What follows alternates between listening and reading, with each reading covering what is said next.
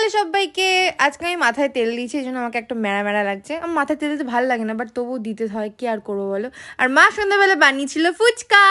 বাড়িতে মা ফুচকা এত ভালো বানায়, মা বলে বাড়িতেই বানিয়ে খাবো এবার থেকে, বাইরেরটা খাবো না, বাইরে খেয়ে পোষায় না, 10 টাকার 5টা দেয়। তাই মা বানিয়েছিল, মার খেতে ইচ্ছে করছিল আমি। আর তারপর বাড়ি এসে দেখি মার সব কিছু বানানো কমপ্লিট, ফুচকা, জল, আলু মাখা। আর এই যে আমি হাত মুখ ধুয়ে বসে পড়েছি। তারপরে মা আমাকে বললো একটা বাটি নিয়ে, যেটা তোকে দেবো। মাই দেয় আর আমি খাই বসে বসে, আমি আর হাত লাগাই না আলু মাখায়।